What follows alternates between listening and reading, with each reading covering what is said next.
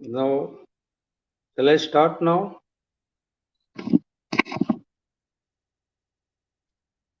Well, dear learner, we are going to discuss MHI02, Block-9, international relations, about three important aspects. That is demography, ecology, and consumerisms. First of all, we shall discuss about demography or population, yardstick of populations, how population fluctuations is a common feature in the history of the world since early times. And exactly from the middle of the 18th century, Western Europe witnessed a historically unprecedented decrease in mortality rate, followed by a period of rising fertility and then a secular decline in fertility. It was roughly while the Western world was in the process of this momentous transformation that populations became a subject of intense debate. Economists and statesmen have in different times in different places been extremely anxious about the consequences of contemporary demographic development. আমার जो population growth সম্পর্কে বা জনসংখ্যা ସମାନୁପାତିକ ସଂଖ୍ୟା ବୃଦ୍ଧି ହେବାଟା ସଂଖ୍ୟା କମ ହେବାଟା ଏଟା ଗୋଟେ ଟ୍ରାନଜିସନ ପିରିୟଡର ଏବଂ 18th ସେଞ୍ଚୁରୀର ମିଡ୍ ପାର୍ଟରେ ତାମାନେ 1750 ମସିହା ପରଠୁ ମୋର୍ଟାଲିଟି ରେଟ୍ ବା ମୃତ୍ୟୁ ହାର କମିଯିବାଟା ଏବଂ ତାପରେ ଫର୍ଟିଲିଟି ବା ଗର୍ଭଧାରଣ କରିବାର ସମୟ ବୃଦ୍ଧି ବା ଇମ୍ପ୍ରୁଭ ହେବାଟା ତା ସହିତ এই जो आनुषंगिक परिवर्तन हुए, it was a secular decline in fertility. এবং ଆମର ବେଳେ ବେଳେ ଓଭର ପପୁଲେସନ ଜନସଂଖ୍ୟା ଅତ୍ୟଧିକ ବୃଦ୍ଧି ପାଇଯାଏ. Immigration and the demographic deformation associated with the continuing older attitude towards marriage, health, son preference in a context of modern capitalist growth. ସଂଖ୍ୟା ବୃଦ୍ଧି ହେବାଟା ଏବଂ ଉଭୟ ଜେଣ୍ଡର ଭିତରେ ପୁଅ ଝିଅ ଜେଣ୍ଡର ଭିତରେ ଯୋଉ ପାର୍ଥକ୍ୟ ଦେଖାଦିଏ ଏଇଟା ସାଧାରଣତଃ ଆମର ଯୋଉ ବ୍ଲାଇଣ୍ଡ ବିଲିଭ କୁହାଯାଇପାରେ ବା ଇମିଗ୍ରେସନ ହେବା ଯୋଗୁଁ ହେଇପାରେ କିମ୍ବା ଅଧିକ ଜନସଂଖ୍ୟା ବୃଦ୍ଧି ହେବାଟା କୁହାଯାଇପାରେ କିମ୍ବା ବିବାହ ବୟସ ପରିବର୍ତ୍ତନ ସ୍ୱାସ୍ଥ୍ୟଗତ କାରଣ ଏବଂ ସର୍ବୋପରି ପୁଅମାନଙ୍କୁ ଆମେ ପ୍ରିଫରେବଲି ପୁଅ ଜନ୍ମ ହଉ ବୋଲି ଆମେ ପ୍ରିଫରେବଲି କହିଥାଉ ଯୋଉଟାକି ଆମର ବିଲିଫ ଅନେକ ସମାଜରେ ସେଇଟା ବିଲିଫ ଥାଏ ଯେ ପୁଅମାନେ ଜନ୍ମ ହେବାଟାକୁ ସେମାନେ ପ୍ରିଫର କରନ୍ତି ଏବଂ ଏଇ ଯୋଉ ପରିବର୍ତ୍ତନ ହୁଏ it became necessary to understand the demographic determinants of population change ଆଉ ସେଥିରେ ଦିଟା ସ୍କୁଲର ଥଟ୍ଟା ଥାଏ ଗୋଟେ ହେଲା demographic change ର ଦୁଇଟା ଥାଏ ଗୋଟେ ହେଲା ମାଲଥସିଆନ ଥିଓରି ଏବଂ ମାଲଥସିଆନ ଥିଓରି ସମ୍ପର୍କରେ ଆମେ ଟିକେ ଆଲୋଚନା କରିବା ମଡର୍ନ ହିଷ୍ଟ୍ରିରେ ଯୋଉ ପପୁଲେସନ ଗ୍ରୋଥ ଭେରିଏସନ ହୁଏ ବା ବିଭିନ୍ନ ସମୟରେ ପରିବର୍ତ୍ତନ ହୁଏ we should look into two guiding theories of the discipline of demography that is जोटा मैं कहूली कर्पस ऑफ माल्थस एवं ଆଉ ଗୋଟେ ହଉଛି sustained demographic transition theory sustained demographic transition theory ପ୍ରଥମଟା କୁହାଯାଇପାରେ ମାଲଥସ୍ ଜଣେ ଆଧୁନିକ ଜନଗଣନା ସମ୍ପର୍କରେ ଜଣେ ବିଶେଷଜ୍ଞ ଥିଲେ ତାଙ୍କର ପୁସ୍ତକ An Essay on the Principle of Populations ଏ ସମ୍ପର୍କରେ ସମ୍ୟକ୍ ଧାରଣା ଦେଇଥାଏ। Malthus' main contribution was to enunciate a homeostatic cyclical view of population movement. The preventive check in the form of postponed or aborted marriages in the civilized European part of the world usually allowed this region to escape crisis. The other route to equilibrium, usually found outside Christian Europe, was the so-called positive check that looked the form of war, disease, sterility from sexually transmitted diseases. विभिन्न कारण पे जनसंख्या ह्रास होता है, सामाजिक कारण हो पारे, आर्थिक कारण हो पारे मध्य, एवं तन्मध्यरु आमे कहबा युद्ध पे हो पारे, विभिन्न प्रकार रोग पे हो पारे, विभिन्न प्रकार vices including infanticide, abortion, contraception इत्यादि हो पारे, population ह्रास एगुडा सब कारण कह जाय पारे। Though this was the main demographic content of the original Malthusian model, it also contained a very significant element of ruling class anxiety about the debilitating influence that the rapidly proliferating poor would have on society. Malthus believed that mortality had been unchanging for centuries, but in class society, the poor experienced higher mortality and were the first casualty of a subsistence crisis. तांको theory अनुଯାयी गरीब लोक माने साधारणतः आमर जो concept थिला 18th 19th century रे तांकर मोर्टालिटी रेट धनिक श्रेणी लोक मान अपेक्षा अधिक होता है। एवं while Adam Smith's thesis of free trade appealed to the natural man, Malthus saw an unambiguously divine design behind the forces responsible for equilibrium. Contraceptions was vile and unchristian. Despite being widely held as a progenitors of demography, Malthus was neither the first to postulate a potential strain between population growth and food resources, nor was he responsible in any way for the development of the technical tools of demography. तेणु विभिन्न कारण पे population जनसंख्या वृद्धि हेबाटा कमिबाटा fluctuate होता है विभिन्न कारण जो जोड़ा कहते सामाजिक अर्थनैतिक बा युद्ध समय रे कि विभिन्न रोग हेबा जो पारे से बेले आ गुटे थ्योरी डेमोग्राफिक ट्रांजिशन थ्योरी रे एवं एथिरे it brings us to second enduring symbol of demography, the so-called demographic transition theory.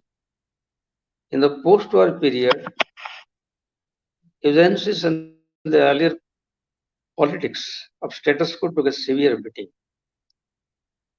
Now the new government emphasized on welfare. After the war, demography was taken very seriously by government policymakers. जनसाधारण कल्याण जहाँ उद्दिष्ट थिला जहाँ सब कार्यकारी होतला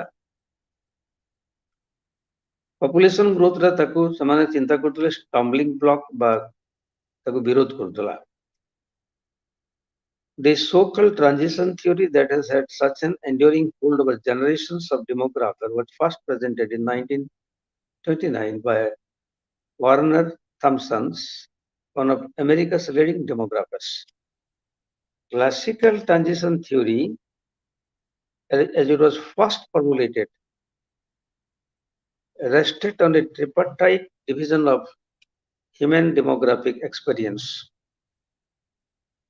ପ୍ରଥମରେ it comparison between mortality বা মৃত্যুହାର এবং fertility বা জন্মହାର বৃদ্ধি ହେବା. In the second phase, mortality fell sharply while fertility continued to remain high, leading to a sharp increase in populations. And then the third and final category, fertility falls sharply and population goes into secular decline as fertility falls faster than mortality. কারণ জনসংখ্যা বৃদ্ধিটা মালথেসিয়ান theory অপেক্ষা transition theory অনুযায়ী ମୁଖ୍ୟତଃ ଯେତେବେଳେ mortality rate କମିଯାଏ, fertility ବଢିଯାଏ, ଜନସଂଖ୍ୟା ବୃଦ୍ଧି। ମୋର୍ଟାଲିଟି ରେଟ୍ ବଢିଯିବ, ଫର୍ଟିଲିଟି ରେଟ୍ କମିଯିବ, ଜନସଂଖ୍ୟା ହ୍ରାସ ପାଏ। This model of demographic change was clearly evolutionary and functionalist in nature. Fertility decline was seen to be necessarily consequent of an industrializations and modernizations. বা সন্তান ଧାରଣ କରିବାର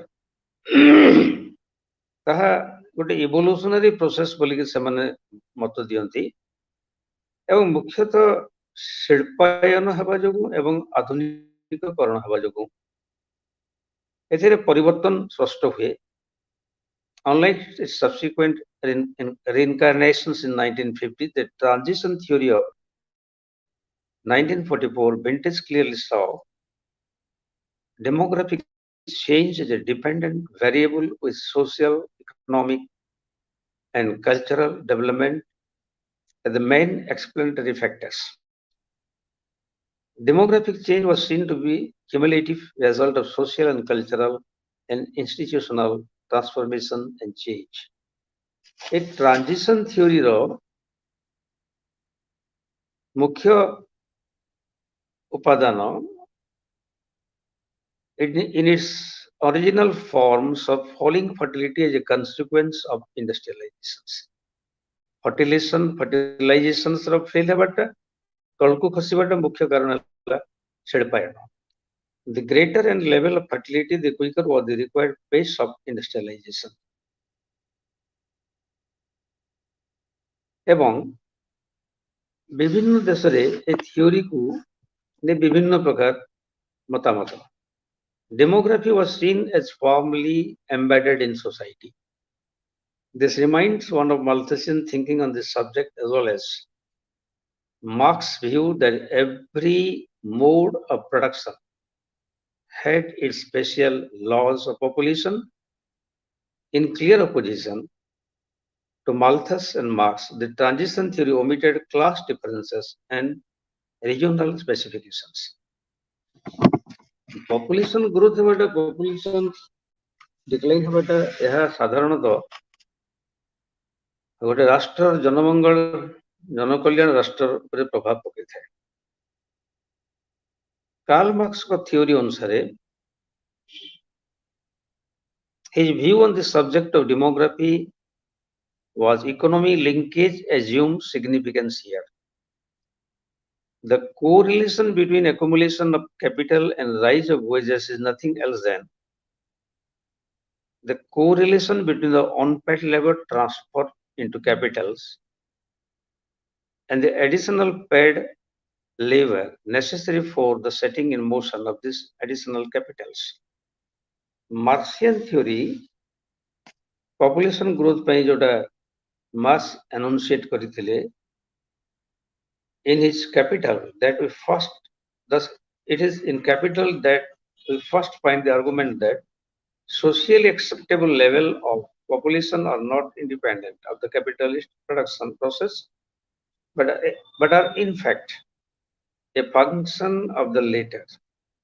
Marx, however, it is a rider to this formulation that this dynamic or law of populations was peculiar to the capitalist system and that other modes of production had their own laws of populations.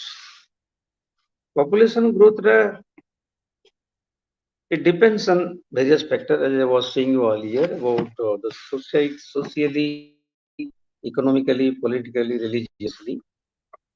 এবং তার example ଆମେ ନେବା ତିନିଟା Europe China ଏବଂ ଇଣ୍ଡିଆରେ historical demography of Europe is important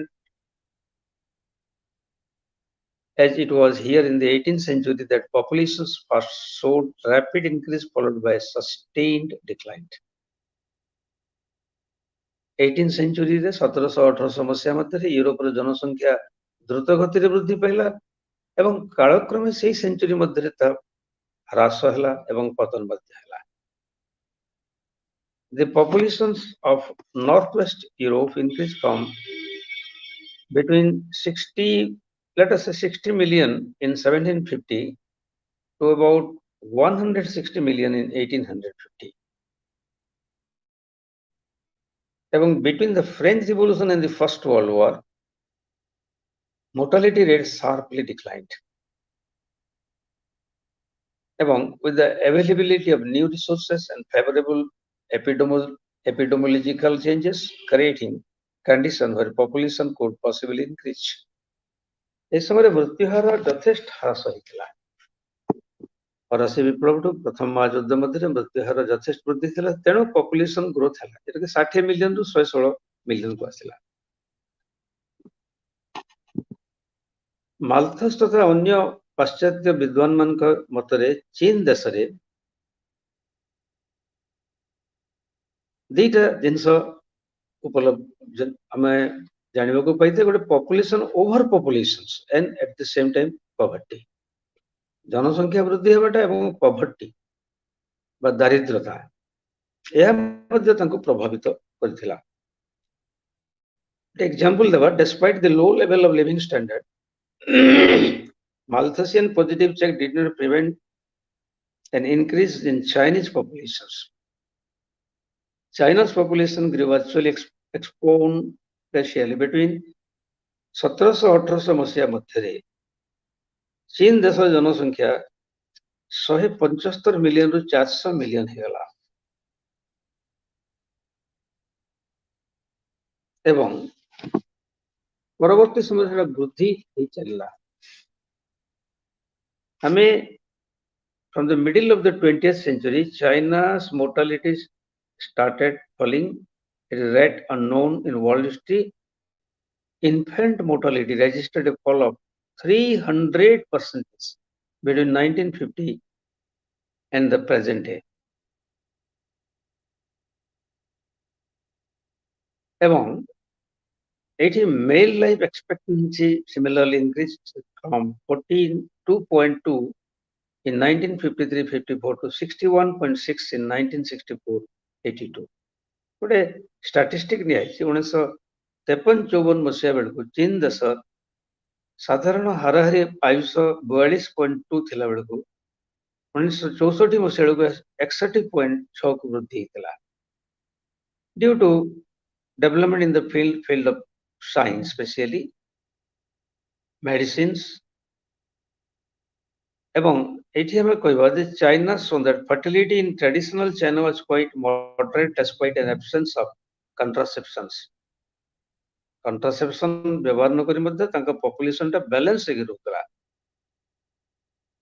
Example ଦେବା, richer males married earlier than poorer men across social groups.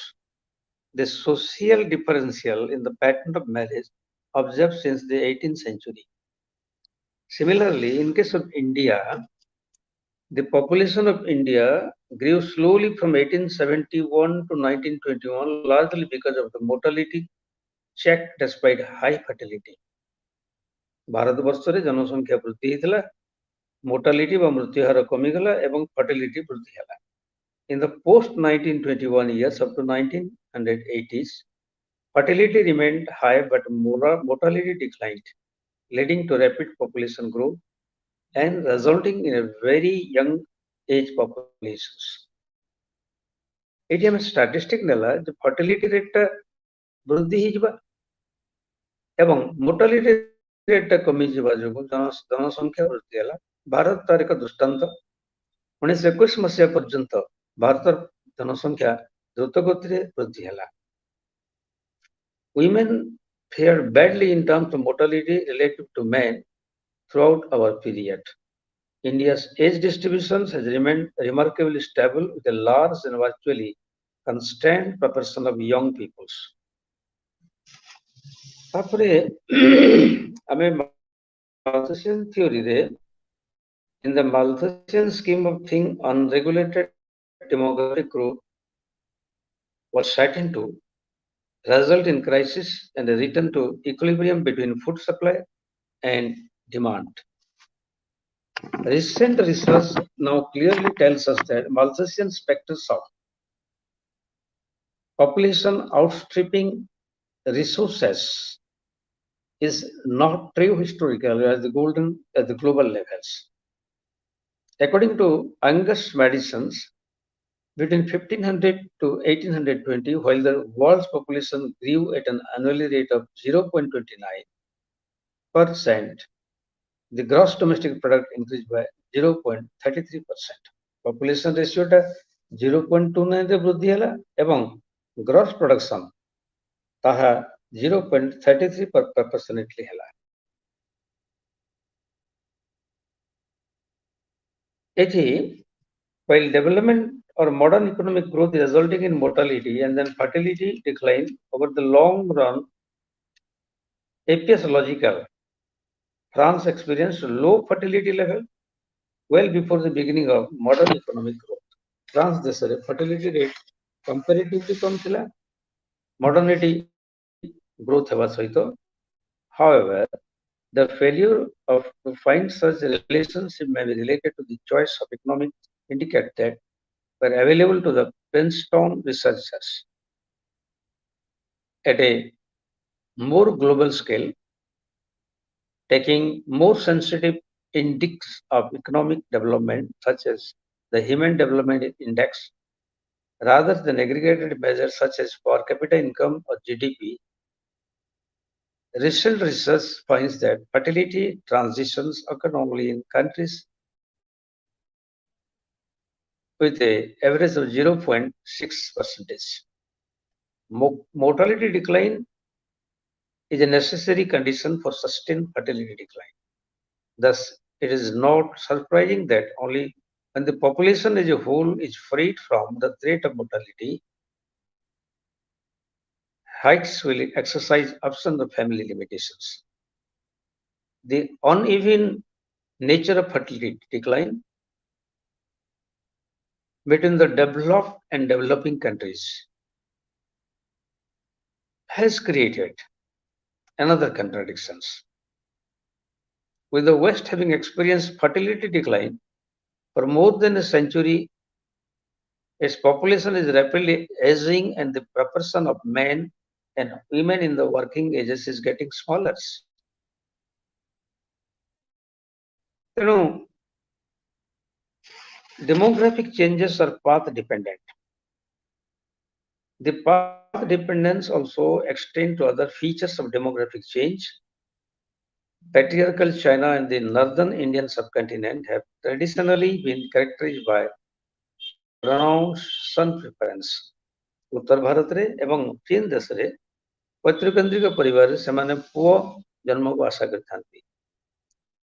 With the beginning of fertility decline and the reductions in the desired family size, we find new technologies such as prenatal diagnostic testing being employed to detect female fetus, resulting in alarmingly skewed sex ratio.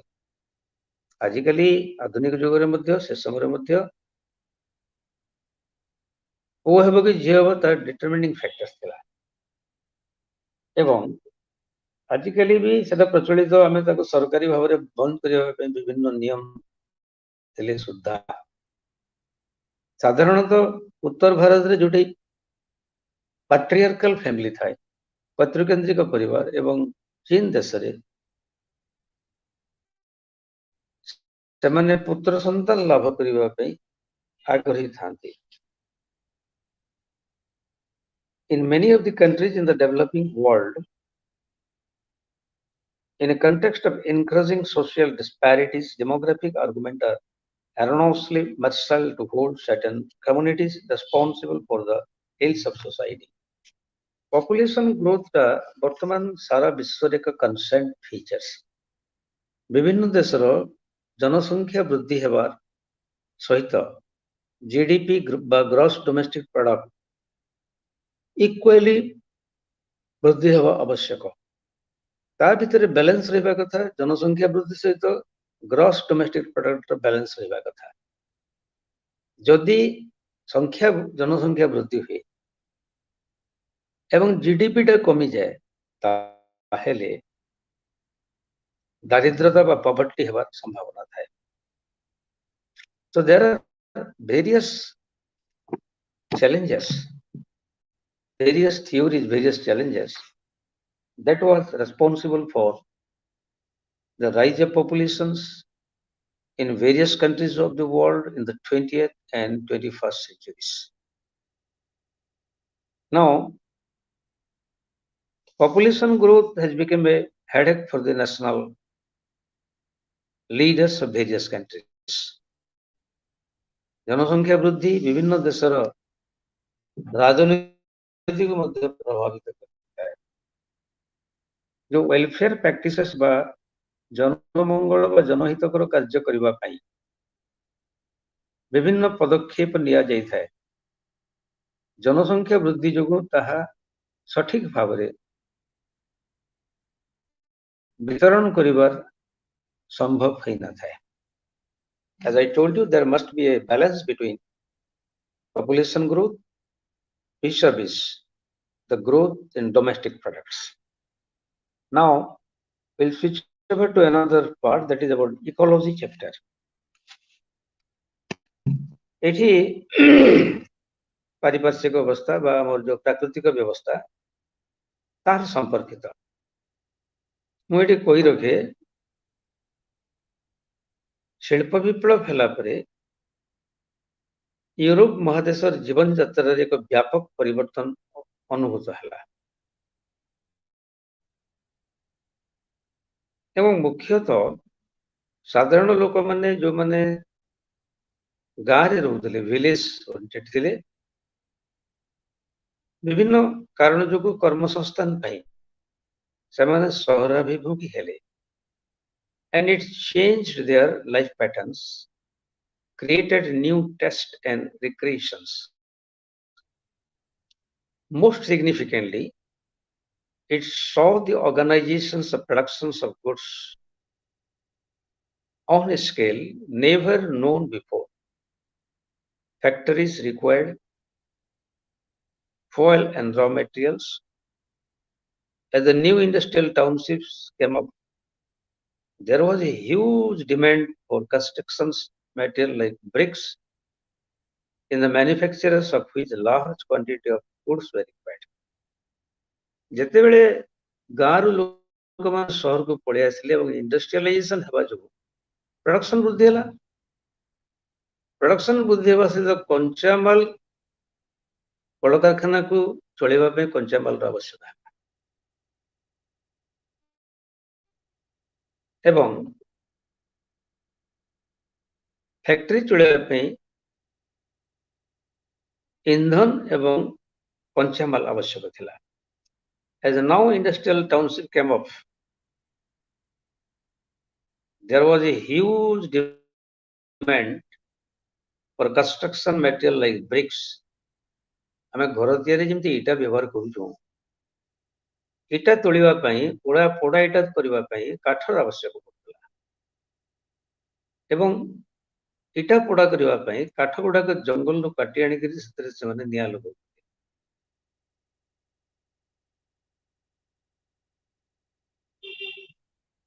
Simultaneously, each summer there was a growing need for food grain to feed the growing urban populations. एवं एही समय जो जनसंख्या वृद्धि होतला वर्धित जनसंख्या को खाद्य बा आहार जोगे दबा सरकार कर्तव्य थिला। आमे वर्तमान प्रश्न हला, how did all this impact on nature? in a very big way because it was Mother Nature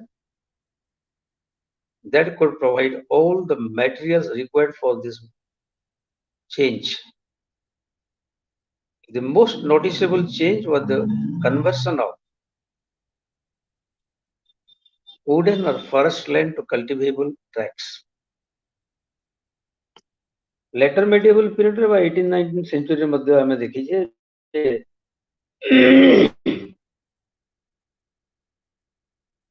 ଆଧୁନିକତା ନାଁରେ ସେମାନେ ଫରେଷ୍ଟ ଲ୍ୟାଣ୍ଡକୁ କଲ୍ଟିଭେବୁଲ ଲ୍ୟାଣ୍ଡରେ ପରିବର୍ତ୍ତନ, କାରଣ କୃଷିଠୁ ଯୋଉ କର ଆଦାୟ ହେଉଥିଲା ତାହା ତାଙ୍କର ମୁଖ୍ୟ ଉପାର୍ଜନ ଥିଲା. The most noticeable change was the conversion of wooded forest or forest land to cultivable tracts.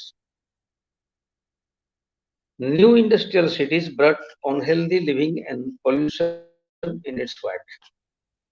ନୂଆ ଶିଳ୍ପ ଗଠନ ହେଲା ପରେ ଯୋଉ ନୂଆ ନୂଆ ସହର ସବୁ ପ୍ରତିଷ୍ଠା ହେଲା, ଇଂଲଣ୍ଡରେ ହଉ, ଫ୍ରାନ୍ସରେ ହଉ, ବିଭିନ୍ନ ଦେଶରେ ହଉ, ସେଠି ସେମାନେ ଗୋଟେ ଅସ୍ୱାସ୍ଥ୍ୟକର ପରିବେଶ ଭିତରେ ଲୋକମାନେ ବସବାସ କରୁଥିଲେ. ଏହା ସହିତ ବାୟୁ ପ୍ରଦୂଷଣ ମଧ୍ୟ ହେଉଥିଲା. In England and later in Europe,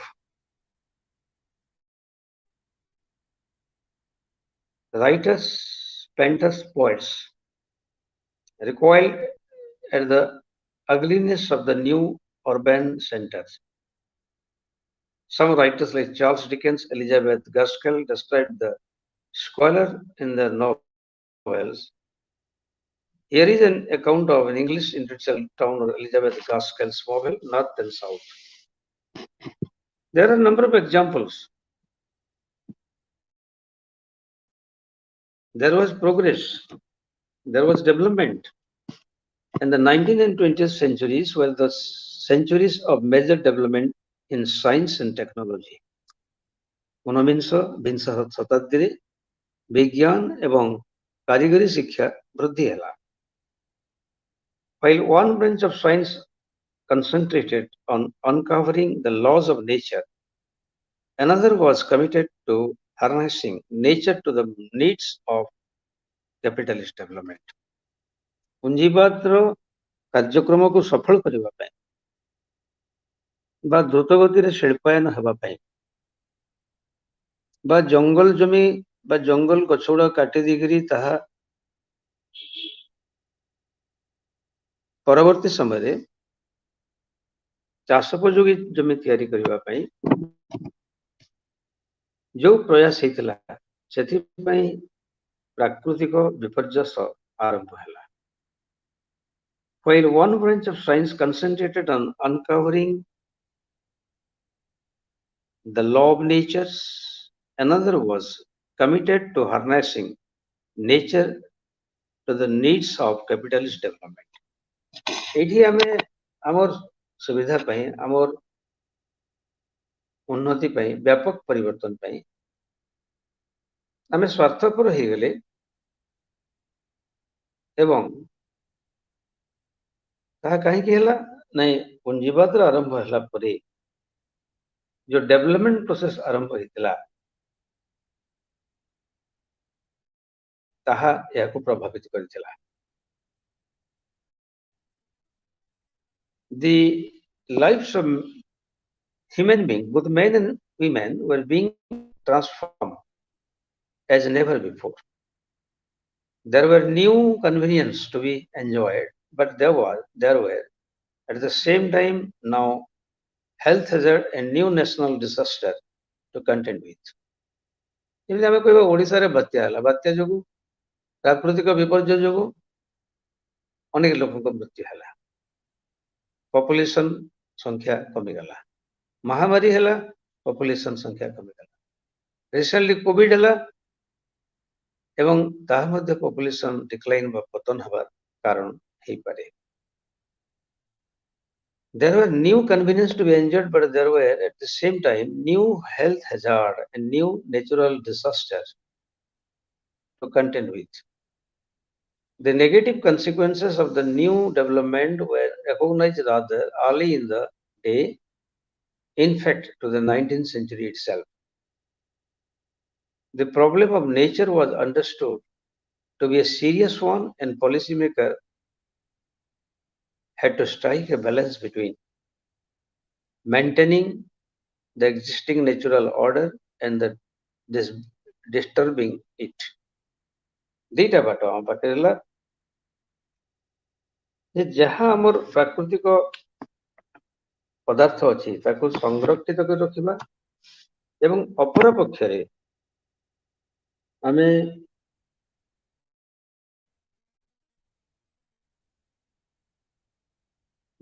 ଯାହାକୁ ବ୍ୟବହାର କରୁଛେ and policymakers had to strike a balance between maintaining the existing natural order and disturbing it. At the same time, development could not be compromised, especially at a time when each nation was involved in the race to surpass the others. ବର୍ତ୍ତମାନ ପ୍ରତିଦ୍ୱନ୍ଦ୍ୱିତା ଏତେ ତୀବ୍ର ହେଲା ଯଦ୍ୱାରା ଲୋକମାନେ ବଳକା ଜିନିଷ ତିଆରି କଲେ ଯାହା ରିକ୍ୱାରମେଣ୍ଟ ଥିଲା ତାକୁ ବ୍ୟବହାର କଲେ ବାକିଟାକୁ ବାହାର ବଜାରରେ ବିକ୍ରି କଲେ. What made the whole more complex was imperialism. Since this was the era of imperialist expansion and colonial exploitations, the dilemma of development would involve not just Europe but Asia, Africa, and Australia, as well as America. ତେଣୁ ଏହି ସମୟରେ ଯୋଉ ପରିବର୍ତ୍ତନ ଆମେ ଦେଖିଲେ imperialist expansion ସହିତ ସାମ୍ରାଜ୍ୟବାଦୀ ଶକ୍ତିମାନେ ସେମାନଙ୍କ ସାମ୍ରାଜ୍ୟ ବିସ୍ତାର ପ୍ରୟାସ କରୁଥିଲେ ଏବଂ ସେହି ସମୟରେ development could not be compromised, especially at a time when each nation was involved in the race to surpass the others. ତୀବ୍ର ପ୍ରତିଦ୍ୱନ୍ଦ୍ୱିତା ଥିଲା ଏହି ସମୟ ମଧ୍ୟରେ.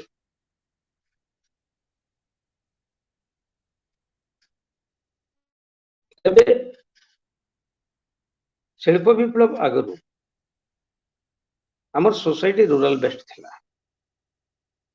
As the Europeans moved out of their homeland, fired by a new spirit of adventure or because of a sudden population increase has occurred around 1750 or because of religious persecutions at home or in order to make a profit to trade, they triggered off many ecological changes in the new lands they entered. ନିଜ ସ୍ୱାର୍ଥ ସାଧନ କରିବା ପାଇଁ Europe ମହାଦେଶର ଯେଉଁ ରାଷ୍ଟ୍ରମାନେ 18th ଆଉ 19th ସେଞ୍ଚୁରୀରେ ସାମ୍ରାଜ୍ୟବାଦୀ ଚିନ୍ତାଧାରାକୁ ସଫଳ କରିବା ପାଇଁ ସେମାନେ ବିଭିନ୍ନ ସ୍ଥାନକୁ ନିଜ ଦଖଲକୁ ଆଣିବା ପାଇଁ ଚେଷ୍ଟା କଲେ. ଅପର ପକ୍ଷରେ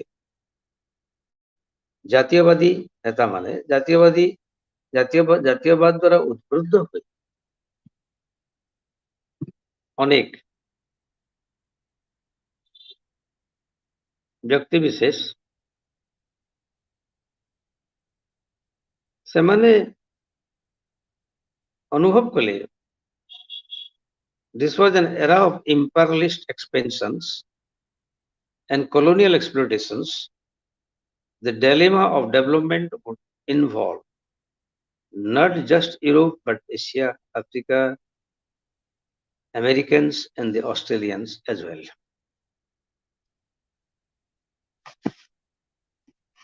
Now, ୟୁରୋପ ଦେଶର ଲୋକମାନେ ରେନାସାଁ ପରବର୍ତ୍ତୀ ସମୟରେ they developed a spirit of adventure or because of a sudden population increase as occurred around the 1750s or because of religious persecutions at home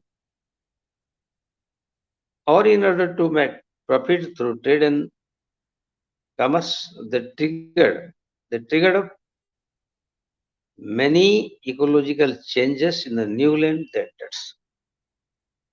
ভৌগোলিক জলপথ আবিষ্কার করে কলম্বাস accidentally ସେ ମଲା ପର୍ଯ୍ୟନ୍ତ ଜାଣିନଥିଲେ was the founding father of modern America and many countries of Latin America.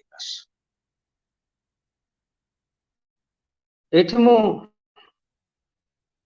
କହିବାକୁ ଚାହେଁ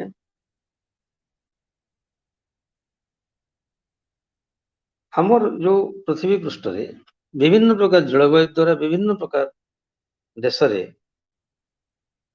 ବିଭିନ୍ନ ପ୍ରକାର ଜଳବାୟୁ ଆମେ ଅନୁଭୂତ କରିଥାଏ ଏବଂ ଜଳବାୟୁ ପ୍ରଦୂଷିତ ହେବା ଦ୍ୱାରା ସାଧାରଣ ଜୀବନ ପ୍ରଭାବିତ ହୋଇଥାଏ. Now, when the settler came to the new world, large number of settlers, Europe ମହାଦେଶରୁ England, France, Portugal, Denmark, Holland ଇତ୍ୟାଦି ରାଷ୍ଟ୍ରରୁ ଅନେକ ଲୋକ ଆସି ନ୍ୟୁ ୱାର୍ଲଡ ବା ଆମେରିକାରେ ଆଧୁନିକ ଆମେରିକାରେ ବସବାସ କରିବା ଆରମ୍ଭ କଲେ. They settle in various parts of the globe, that is America, Australia, New Zealand, South Africa, India, ityadi. The European brought in the pig in many colonies because it was rich and convenient source of food. Gosuri chasa karibata, which provide both milk and its flesh. The new animals ବା ଯୋଉମାନେ ଯେତେବେଳେ ମାନେ ସବୁ ପିଲଗ୍ରିମ୍ସ father ବା ପ୍ୟୁରିଟାନ ମାନେ England ଛାଡି America ଆଡକୁ ଗତି କଲେ ନିଜ in search of their destiny, they found or they went there with various sapling, vegetables, animals, etc. ସେମାନେ ଯୁଆଡେ ଗଲେ ତାଙ୍କ ଦେଶରେ ରିଲିଜିୟସ୍ ପର୍ସିକ୍ୟୁସନ ବା ଧର୍ମ ନାଁରେ ଯନ୍ତ୍ରଣା ପାଇବା ଅପେକ୍ଷା ନ୍ୟୁ ୱାର୍ଲଡରେ ସେମାନେ ବସବାସ କରିବାକୁ ପ୍ରିଫର କଲେ. In the case of Australia, the onslaught of European plants and wheats began in 1778 when the first expedition sailed from Britain to Botany. Like the wheats and the pigs, rabbits could also be uncontrollable. In 1859, some rabbit species were released in Southeast Australia. They multiplied in such alarming numbers that they began competing with the subsea for grasses and halves. It was much the same story in New Zealand, while it had been annexed by the British in 1940. Here, since there was no large native predators, all the old world livestock that had been introduced, that is horse, goat, pigs and sheep, multiplied very rapidly and soon outstripped the human populations. What make the New Zealand story even more distressing. এবং just as the introductions of new animal and plant species sometimes resulted in the wiping out of the indigenous species, so too the coming of Europeans to the New World would mean the experimentations of a large sections of the existing population, and in that region, in Central and South America, for instance, the Aztecs and the Incas were suddenly exposed to the medieval systems. The larger question that is raised by writing like those Alfred Crossy is the extent to which human being can be held responsible for ecological disasters. କାହାକୁ ଆମେ ଦାୟୀ କରିବା? ecological disaster ଯୋଗୁଁ ଆମେ କାହାକୁ ଦାୟୀ କରିବା? The huge questions that raise here, human being can be held responsible for ecological disasters. We are responsible for ecological disaster. And the proponent of the theory was Alfred Crosby. Diseases like smallpox, measles, typhus, and influenza were common occurrence in Europe in any case, and they only found a more congenial environment in the new areas that Europeans traveled. Critics of the Congress type of explanation such as David Arnold in his book The Problem of Nature. So that is underplay the destructive aspects of human actions. The European conquerors also weakened the native populations by appropriating their food resources. Since most of this area had a subsistence of economy, that is, the people produced just enough to meet their own requirement, and their precarious nutritional balance broke down. जोटा न्यूट्रलिकल balance रहबा कथा ता maintain ही पाइला नहीं. The European conqueror also weakened the native population by appropriating their food services. यार हजार उदाहरण दिया जाय पारे जितबे विभिन्न स्थान रे विभिन्न दूरदूरांत स्थान रे अपहुंच इलाका रे जितबे से माने किछि करिवा पई चाहि चंती ता प्रकृति संरक्षण पई काम करछंती. शिल्प प्रतिष्ठा नारे प्राकृतिक परिवेश विपर्जय हो जाइए. Most of these area had a subsistent economy, that is, the people produced just enough to meet their own immediate food requirement. Their precarious nutritional balance broke down, and they now became more susceptible to illness and subsequent death. एथिरो बुझा पड़े जे जो area कथा में आलोचना करथिले Europe रो it had a subsistence economy, that is, the people produced just enough to meet their own immediate food requirement. मुख्यतः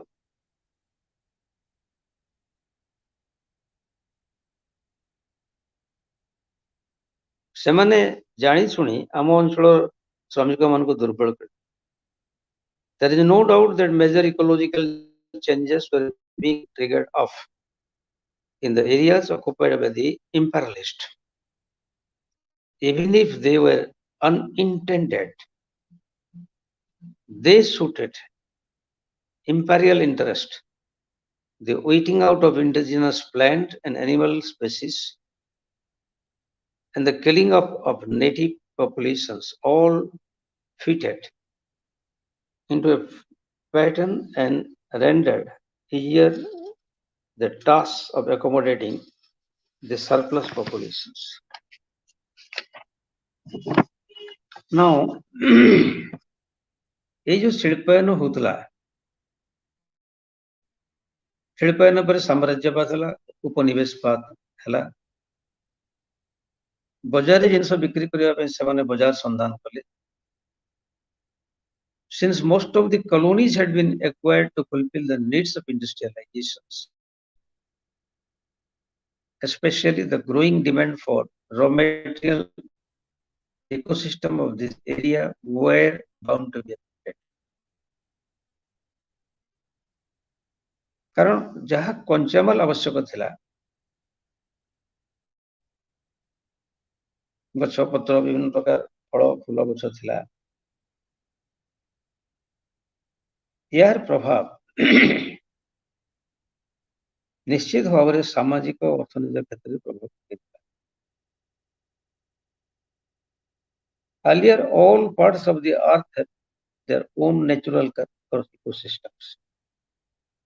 These could be very small, like a simple pond, or an entire or the entire region of a district or a state. Environmental historian like Donald Wursters, in his book The Ends of the Earth, tells us that for a long time, the most dramatic environmental alteration came from the massive conversions of natural ecosystem into cropland. ଗଛ କାଟି ଚାଲିଲେ, ଗଛ କାଟିବାର ଅର୍ଥ ହେଲା ବିଭିନ୍ନ ନୂଆ ବସ୍ତି ସ୍ଥାପନ କରିବା, ନୂଆ ବସ୍ତି ସ୍ଥାପନ କରି ଜଙ୍ଗଲ ସଫା କଲେ କୃଷି କାର୍ଯ୍ୟରୁ ସରକାର ଲାଭବାନ ହେବେ। During the period of the Industrial Revolution, coal was the major source of energy. As the Industrial Revolution gathered momentum, the demand for coal went up dramatically. Where was this coal to be obtained from? There were parts of Europe which were rich in coal, like Poland and southern Russia, and mining was carried out here. But another major source of coal was the Appalachian Mountain of the United States. Here, the method of stripe mining was used to extract coal. Vegetation was obviously removed to engage the mining to take place, and once that happened, there were major landslides. Ecosystem বা ଆମର environmental pollution বা environmental ବିପର୍ଯ୍ୟୟ ହେଲେ ତାହା କେବଳ ନିର୍ଦ୍ଦିଷ୍ଟ ରାଷ୍ଟ୍ରକୁ ନୁହେଁ, ସାରା ବିଶ୍ୱକୁ ପ୍ରଭାବିତ କରିବ। Vegetarian was obviously removed to enable the mining to take place, and once that happened, there were major landslides. ଏବଂ ଲ୍ୟାଣ୍ଡସ୍ଲାଇଡ୍ ଯୋଗୁଁ ଅନେକ ଫାର୍ମଲ୍ୟାଣ୍ଡ ବା କୃଷିପୋଯୋଗୀ ଜମି ନଷ୍ଟ ହେଲା। ଅନେକ ସମୟରେ ନଦୀର ଗତିପଥ ପରିବର୍ତ୍ତନ ହେଉଥିଲା, ତାହା ମଧ୍ୟ ପ୍ରଭାବ ପକାଉଥିଲା। The region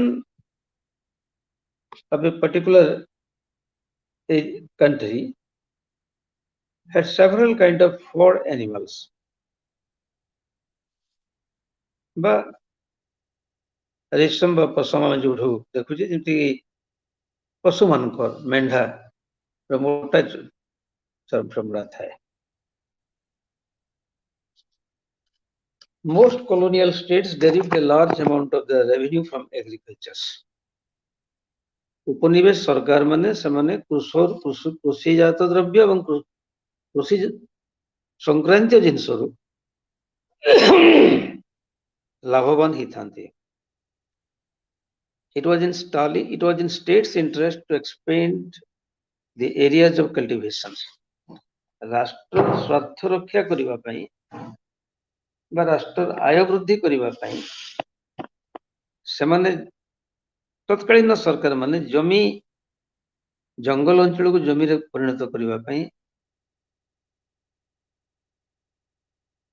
ଆର୍ଯ୍ୟମାନଙ୍କୁ ସେମାନେ ବିଭିନ୍ନ ସ୍ଥାନକୁ ବସତି ସ୍ଥାପନ କରି ନିମନ୍ତ୍ରଣ କରାଯାଇଥିଲା।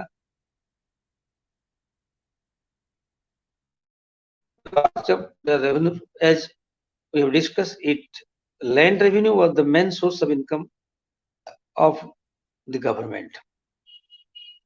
In British India, 1894 ମସିହା ଗୋଟେ ଡକୁମେଣ୍ଟ ଅନୁସାରେ which codified governmental land use policy clearly stated that there should be no hesitation in sacrificing forests for the cause of development and growth. ସବୁଦିନର ବିକାଶ ପାଇଁ, ସବୁଦିନର ଉନ୍ନତି ପାଇଁ ରାସ୍ତା ସଂକୀର୍ଣ୍ଣତାକୁ ଗଛମାନେ ଯେମିତି କରିଦେଉଛନ୍ତି, ଆଧୁନିକ ସରକାର ଜନମଙ୍ଗଳ ରାସ୍ତାରେ ଗଛ କାଟିକରି ତାକୁ ପୋଡ଼ା ହଉଥିଲା, ତାକୁ ଜାଳେଣୀ ଭାବରେ ବ୍ୟବହାର କରାହଉଥିଲା, କଳକାରଖାନାରେ ବ୍ୟବହାର ହଉଥିଲା।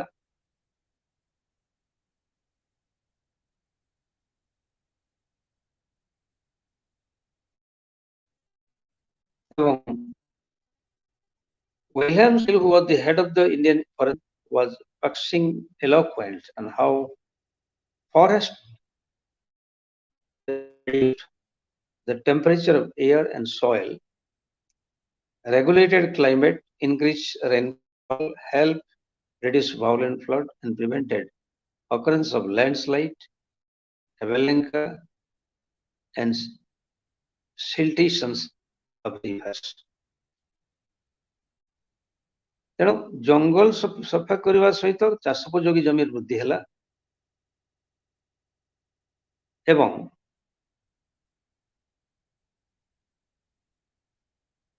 ବିଜ୍ଞାନର ଉନ୍ନତି ସହିତ ତାଳ ଦେଇ ବିଭିନ୍ନ ଯନ୍ତ୍ରପାତି ମାଧ୍ୟମରେ ଉନ୍ନତ କୃଷି କାର୍ଯ୍ୟ ସମ୍ପାଦିତ ହେଇପାରିଲା।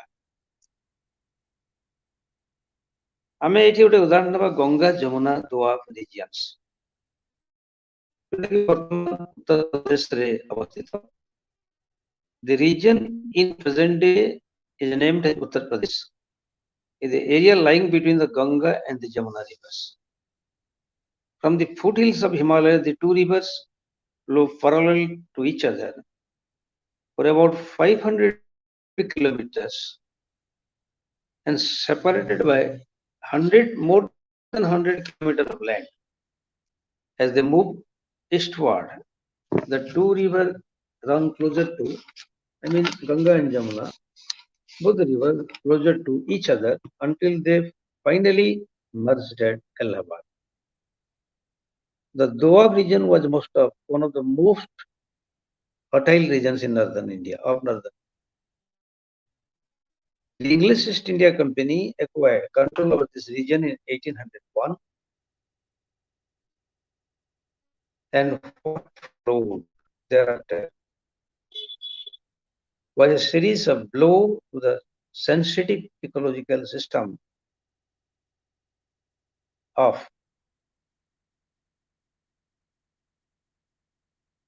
the Doab. There was a thick forest between Bulandshahr and Kanpur, incorporating the district of Aligarh.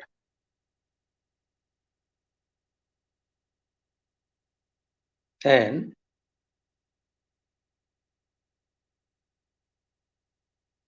এই যে অঞ্চଳ କଥା କହିଲେ ଆଲିଗଡ଼, ଇଟା, ମାନି, ମାଇନପୁରୀ, କାନପୁର ଅଞ୍ଚଳରେ ଅତୀତରେ ଘଞ୍ଚ ଜଙ୍ଗଲ ଥିବାର ପ୍ରମାଣ ରହିଛି ଏବଂ ଏହି ଅଞ୍ଚଳରେ ଧାକ ନାମକ ଗଛ ବିଶେଷ ଭାବରେ ଦେଖାଯାଏ ଏବଂ ୟୁରୋପିଆନ ବଣିକ ମାନେ କମର୍ସିଆଲାଇଜେସନ ଅଫ ଏଗ୍ରିକଲଚର ବା କୃଷି ବାଣିଜ୍ୟିକ ମାନ୍ୟତା ଭିତ୍ତିଭୂମି ଭାବରେ ଗ୍ରହଣ କରିବା ପରେ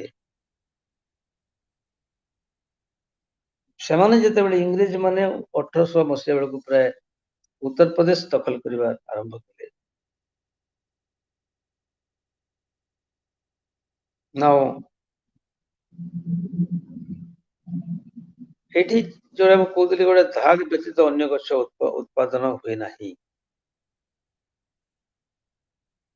but the new conqueror decided to bring this area under the cash crop cultivations. ଇଂରେଜ ମାନେ ଜଙ୍ଗଲ ସଫା କରି ଯୋଉ ଚାଷ ଉପଯୋଗୀ ଜମି ତିଆରି ହେଇଥିଲା କାରଣ ଥିଲା ରାଜସ୍ୱ ବୃଦ୍ଧି ହେବା। କିନ୍ତୁ ସେମାନେ ଇଂରେଜ ମାନେ ଏଇଠି ବଳକା ଚାଷ ଜମିରେ IndiGo, cotton, sugarcane, etc. Besides the revenue incentive for bringing in the land under the plow, an additional argument advance was that the clearing of the forest would help to control crime. ଜଙ୍ଗଲ ସଫା ହେଲା କାନପୁର, ବୁଲନ୍ଦଶହର, ଇଟାୱା ଇତ୍ୟାଦି ଅଞ୍ଚଳରେ। ତଦ୍ୱାରା ଆମର economical ବା environmental pollution ହେଲା। ସରକାର ସଫେଇ ଦେଲେ ଯେ ଆମେ ଏଠି ଡକାୟତ ମାନେ ଜଙ୍ଗଲରେ ରହି ରାଜଧାନୀ ବା ଅନ୍ୟାନ୍ୟ କାମରେ ସେମାନେ ଅନ୍ୟମାନଙ୍କୁ ହଇରାଣ ହରକତ କରୁଥିଲେ, ଲୁଟପାଟ କରୁଥିଲେ, ତାକୁ ନିୟନ୍ତ୍ରଣ କରିବା ପାଇଁ ସେମାନେ ଅନେକ ସଂଖ୍ୟାରେ ଡକାୟତ ଦଳକୁ ନିଜ କାବୁକୁ ଆଣିଥିଲେ ଏବଂ by the 1840s a substantial portion of the Dhak jungle had disappeared, and by the 1880s there were hardly any tree left outside the properties of the large landlords. What happened to this region when these forests were cut down? There was climate changes began to occur, and by the 1840s there was a visible rise in temperatures, and the intensity of the low or hot wind that blew in the summers increased. With the disappearance of the dark trees, the soil also became more saline, and in due course of time, the field became less and less productive. ଏହା ବ୍ୟତୀତ railway line ପକାଇବା ପାଇଁ the modern world is generally associated with faster and more efficient means of transport like steam engine and the railways. From the 1840s, an ever-expanding network of railway lines began to crisscross the European continent, and shortly thereafter, they spread to those parts of Asia, Africa, and Latin America, which were in the hands of the imperialist powers. In India, it has been estimated that the total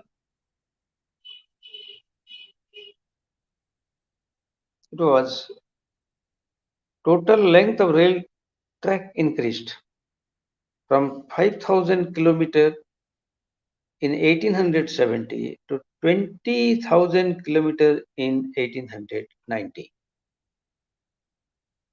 The sight of steam engine hurtling down the countryside was awe-inspiring and magnificent.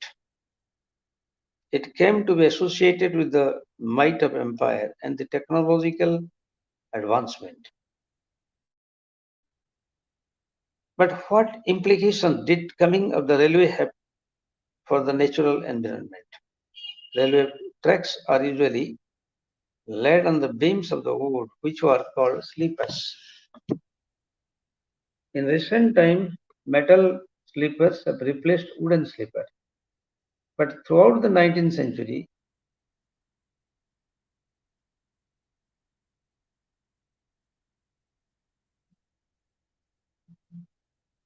it is estimated that each miles of newly laid track required 760 sleepers. The sal and deodar trees of northern India and the teak of southern India were found to provide ideal food for the sleepers, since they were strong enough and resistant to terminate and feeble decay. An average tree could provide between 5 to 10 sleepers. ତେଣୁ rail ଚଳାଚଳ କରିବା ପାଇଁ ଯୋଉ ଦିଟା railway ପାତ ଭିତରେ ସମାନୁପାତିକ ବା balance maintain କରିବା ପାଇଁ ଆମେ କହିବା ବାଲାନ୍ସ ମେଣ୍ଟେନ କରିବା ପାଇଁ ତେଣୁ ରେଲୱେ ହେବା ଯୋଗୁଁ ଆମର ପ୍ରୋଗ୍ରେସ ବା ଡେଭଲପମେଣ୍ଟ ହେଇଥିଲା ଏଥିରେ ଦ୍ୱିମତ ହେବାର ନାହିଁ at the cost of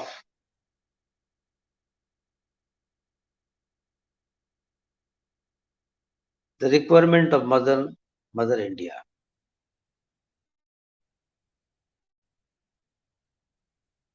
And in the early years of railway constructions, forests were ransacked indiscriminately. But very soon the colonial state realized that such method would be disastrous in the long run, and also it began enacting legislation which would enlist or enable them to manage forest in such a way that they were assistant of long-term supplies of wood. Foreign forests began to be reserved, but this meant that even people were also who had been using the forest for centuries for firewood, fodder, honey, fruits, roots, and numerous other producers were now prohibited from entering this forest. Now it is high time to spread the message of it should be the duty of the government to spread the message of awareness among the common peoples.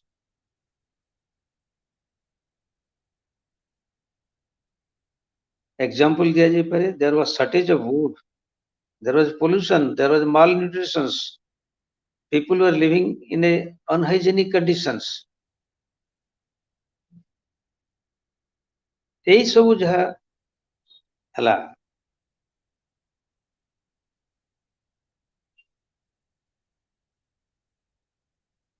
हम टिके कही रखिବାକୁ चाहे that human being knew the disadvantages of over-exploiting nature from early times. In ancient Greece, where large areas of countryside were turned into a barren waste during the Peloponnesian War,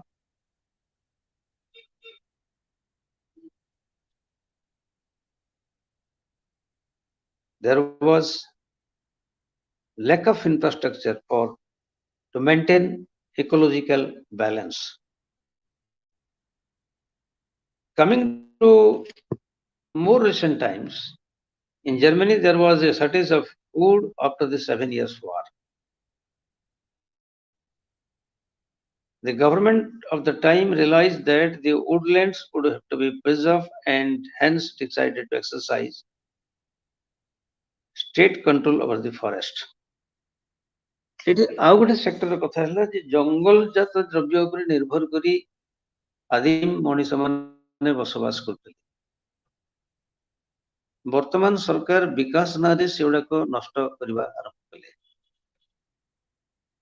এইটা ନଷ୍ଟ ହେବା ଯୋଗୁଁ ଜଳବାୟୁ ପ୍ରଦୂଷିତ ହେଲା ଆମେ ଜାଣିଛେ very recently there was a statistic that Delhi was the worst polluted city in the world, worst polluted city in the world. ଏଇଠି ଆଉ ଗୋଟେ विषय आलोकपात करा जाई पारे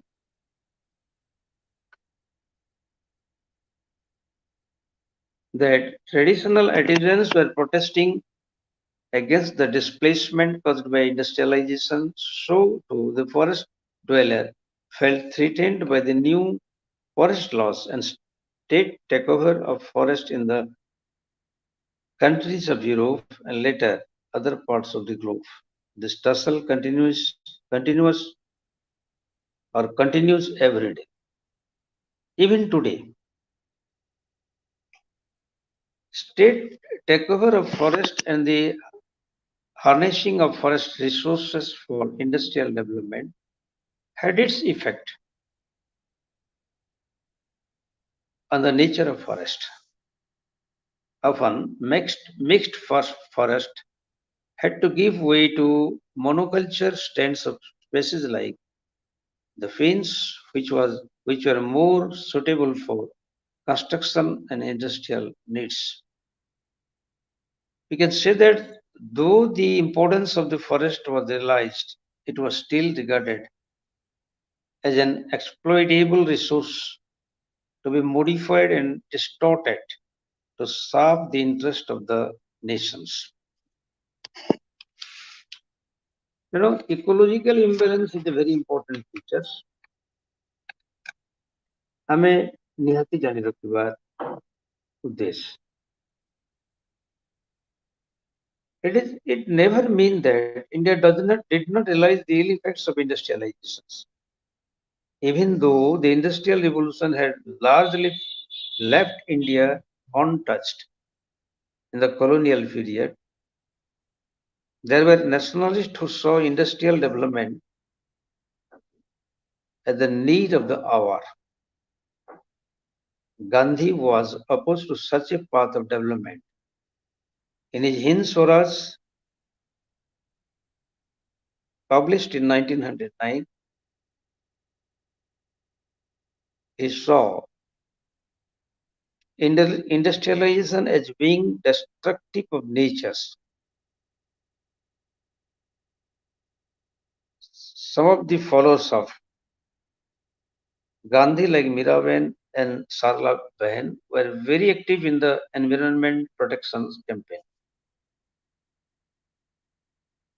Miraben's Pasulok Ashram, situated between Haridwar and Rishikesh, was witness to some of the most devastating floods from the upper reaches of the Ganga, which not only swept away bushes and trees but also cattle and human beings. She also realized that the solution to the problem lay not in the planting of trees like the pine, but in more ecologically appropriate trees like the oak. Oak ଗଛ ପ୍ରତିଷ୍ଠା ବା ରୋପଣ କରିବା. The Himalaya had also become ecologically unstable because of the replacement of mixed forest by monocultures. Once again, as we are running shortage of time, due to paucity of time, it is not possible to discuss in detail. Switch over to another part that in modern times, the term consumerism has been associated with the preoccupations with the acquisition of goods and commodities. Traditionally, it has been used with negative connotations as a problem that indicates a lack of discretions among the buyers and consumers regarding what goods to buy and why to buy them in an increasingly commercialized environment. Among Marxist thinkers, especially what happened has been linked to exploitations under industrial capitalisms. ଶିଳ୍ପୋନ୍ନତ ଦେଶମାନେ ଶିଳ୍ପ ବୃଦ୍ଧି ହେବା ସହିତ ଅଭିବୃଦ୍ଧି ହେବା ସହିତ ସାଧାରଣ ଜନତା ନିଷ୍ପେଷିତ ହେଉଥିଲେ. Consumerism has been associated with the growth of industrial capitalism in Europe. Commercialization of leisure and penetration by innovative manufacturers of religious practices, public health, and education reinforced the habit of acquisitions and increasing consumptions. In Europe, availability of goods ceased to be a substantial problem. Rather, most important were means to ensure that they were in demand and consumed. On the other hand, the regular use of commercial method to make goods desirable, some argued, encourage an obsession with purchase and consumptions, often distorting habits of discretion and a sense of proportions. Recently, writing on consumption or material cultures and material politics has firmly established that whatever the value of the critical appraisals of consumerism, manufacturer practice, and consumers experienced cannot be easily start jacket. Production and consumptions of variety of goods for of everything everyday was use was well established since early times. In addition, in Europe, a variety of exotic goods often brought from China and India. Various historians has indicated that during the 18th-19th century, manufacturers endowed with sophisticated industrial technology used the great renown of luxury goods among classes outside the aristocracy and rushed to meet local demand with large-scale productions of goods on the foreign pattern that were produced locally.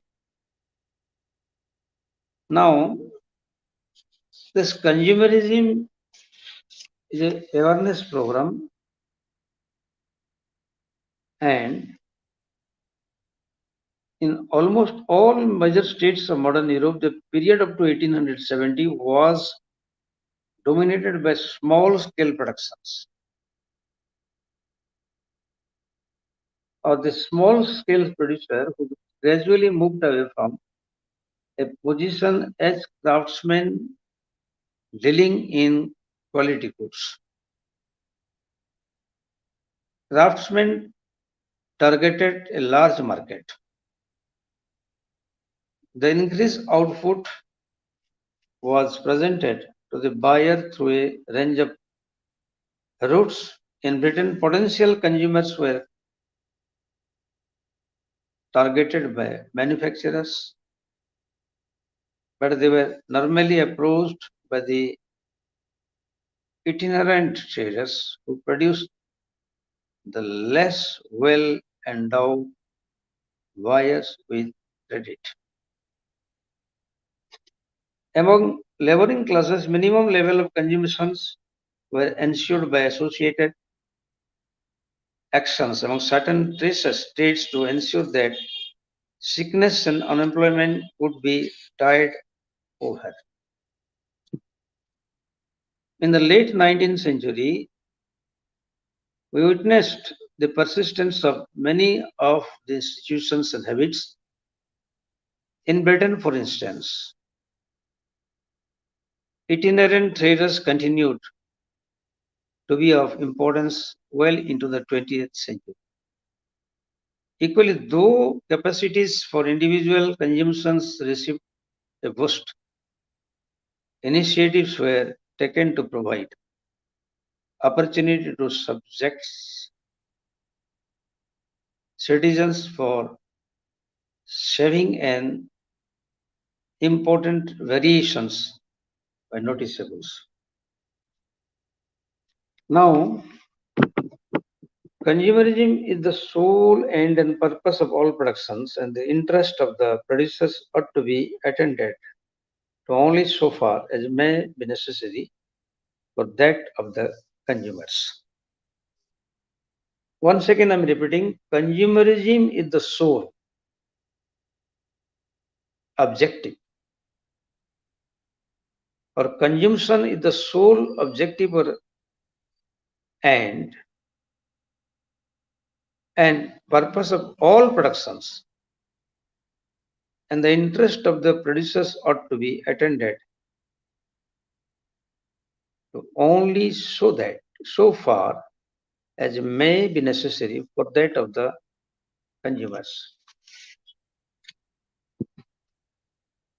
At the end of the 20th century, rampant consumptions motivated by such inclinations rather than directions breed a respect for goods and occupation that smacked up a lack of serious thought and refinement. On the other hand, following Smith's more optimistic assessment of and the character in the 19th century, followers of the marginal utility,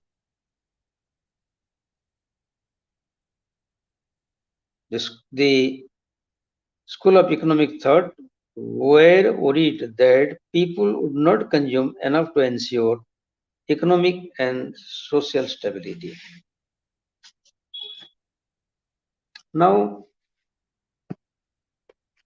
whatever the merits of this point of view, in recent comment and research, a number of scholars and writers concerned with material cultures,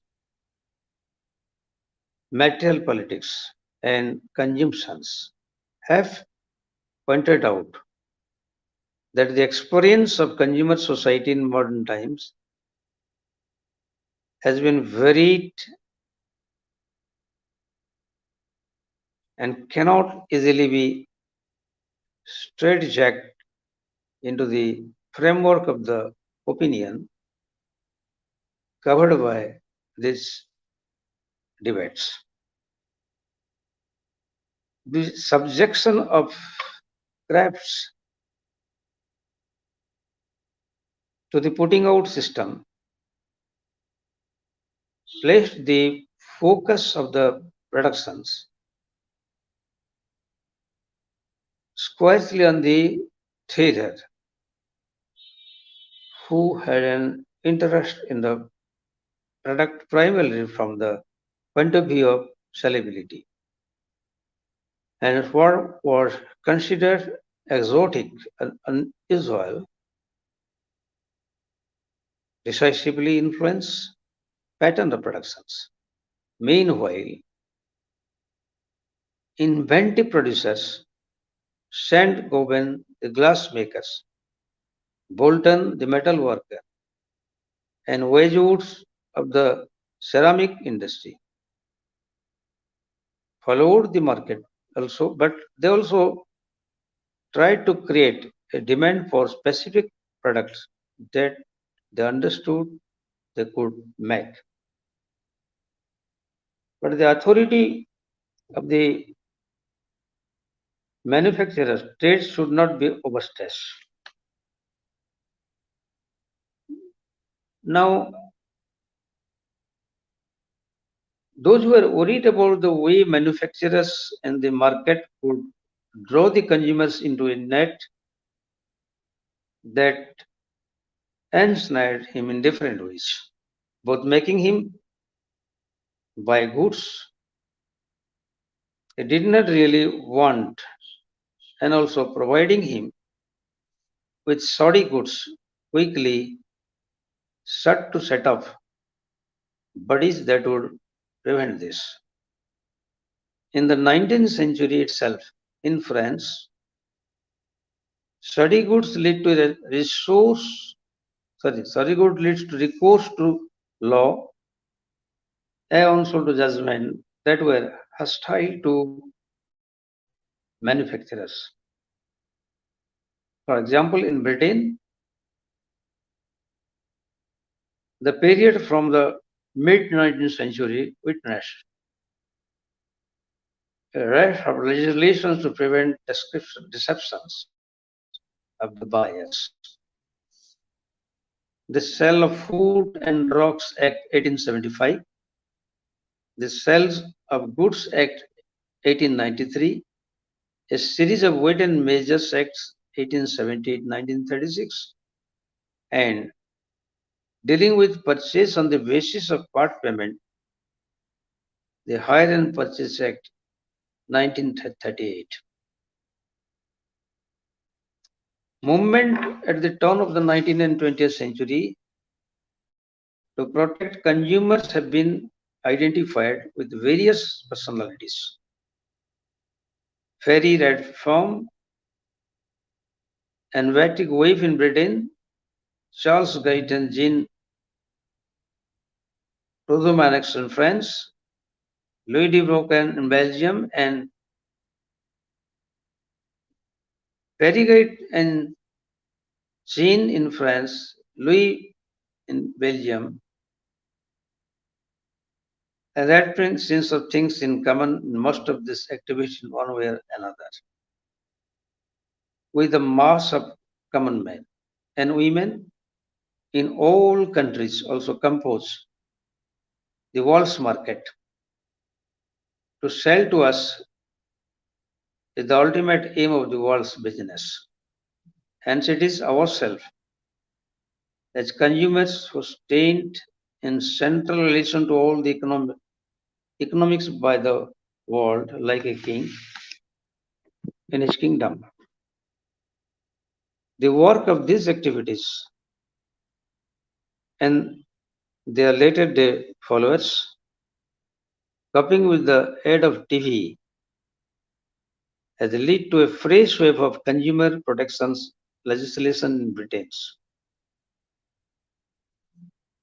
This followed the formations of the committees like Maloney Commission's Committee on Consumer Protections in 1962, which led in 1962 the formations of the consumer councils. The legislation that followed intensified consumer protections in the marketplace. The Trade Description Act 1968, the Fair Trading Act 1973,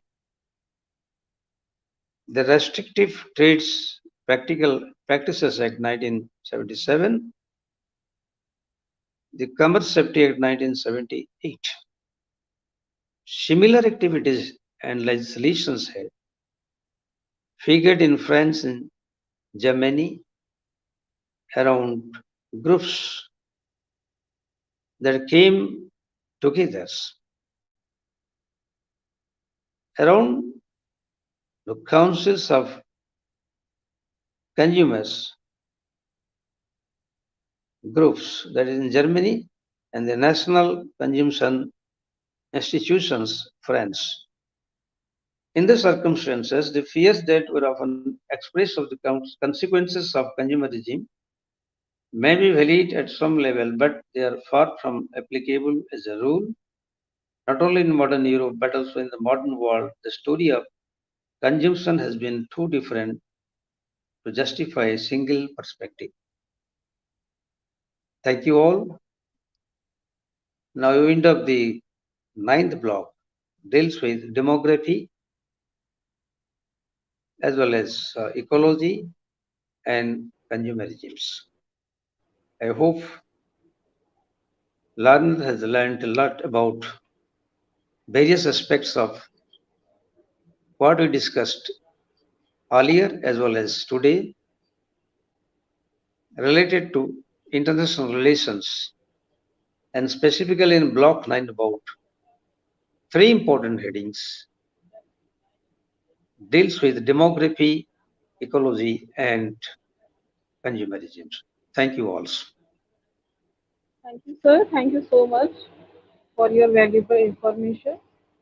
And today is the last class of this course, MHI2 Modern World, Block 9 Dilemmas of Development. As our resource person already said, the demography, ecology, and consumerism. These three are the very interesting chapters. So we have already completed all the blocks of this course. Now, learners, you will face shortly your assignment exam, and then after 1 month, you will face your term and exam. So, once again, thank you so much, sir. It's time to close this session. Thank you, all the learners of MHI first.